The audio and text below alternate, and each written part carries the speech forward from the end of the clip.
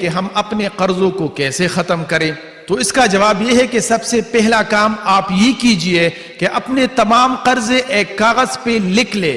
مثلا فلاں دوست کا قرضہ 10,000 روپے ہے، دکاندار کا قرضہ 20,000 روپے ہے، وغیرہ وغیرہ۔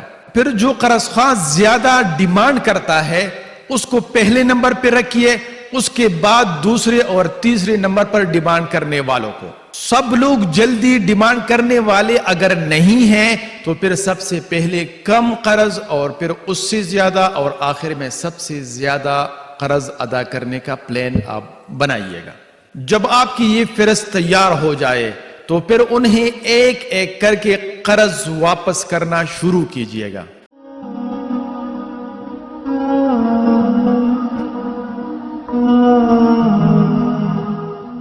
اب آتے ہیں تیسری عادت کی طرف، اور وہ یہ ہے کہ آپ نے سودی قرضہ کبھی نہیں لینا۔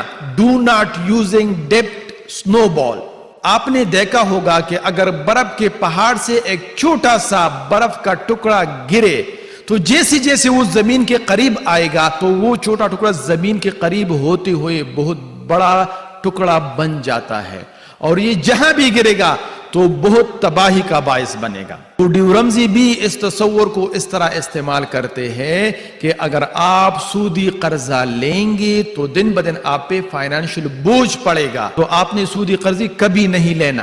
دوسری بات وہ یہ سمجھاتا ہے کہ اپنے قرضے اتارنے کے لیے پلان ضرور بنائیے گا۔ وہ آگے لکھتا ہے اگر آپ نے معاشی آزادی حاصل کرنی ہے تو اس مہم میں آپ کا سب سے اہم دوست آپ کے آمدنی ہے اور سب سے بڑا دشمن آپ کے قرضے ہے۔ اب سوال یہ ہے کہ ہم اپنے قرضوں کو کیسے ختم کریں، تو اس کا جواب یہ ہے کہ سب سے پہلا کام آپ یہ کیجئے کہ اپنے تمام قرضے ایک کاغذ پہ لکھ لے۔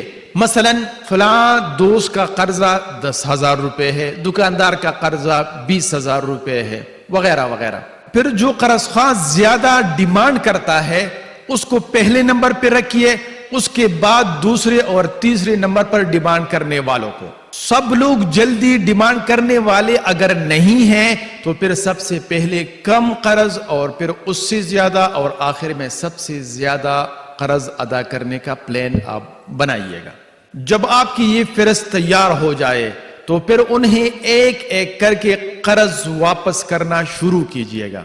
اب سوال یہ ہے کہ کیسے ان قرضوں کو واپس کرنا شروع کیا جائے، تو اس کا جواب بھی آسان ہے، اور وہ یہ کہ اس کے 2 طریقے ہیں، لیکن ان 2 طریقوں سے پہلے ہم ایک دفعہ پھر اس بات کو دہراتے ہیں کہ اگر ہم نے معاشی آزادی حاصل کرنی ہے تو اپنی راحت اور آرام کو کچھ عرصے کے لیے قربان کرنا ہوگا۔ پہلا طریقہ یہ ہے کہ اگر آپ کے پاس کوئی ہنر ہے تو سیکنڈ ٹائم میں اس سے پیسہ کمانے کا پلان بنائیے، اور وہ پیسے صرف اور صرف قرض اتارنے میں لگائیے، کسی اور چیز میں بالکل نہ لگائیے۔ مثلا اگر آپ ٹیوشن پڑھا سکتے ہیں، آپ کوئی آن لائن کام کر سکتے ہیں، وغیرہ وغیرہ۔ اور دوسرا طریقہ یہ ہے کہ آپ اپنے کھانے پینے اور کپڑے اور دوسری ضروریات سے تھوڑے تھوڑے پیسے بچا کر وہ قرض میں دینا شروع کر دیں۔ یعنی مہنگے اور برانڈڈ کپڑوں کے بجائے آپ سستے کپڑے لینا شروع کریں اور بچت کو قرض میں دینا شروع کر دیں۔ ان 2 طریقوں کو ایک ساتھ بھی آپ شروع کر سکتے ہیں۔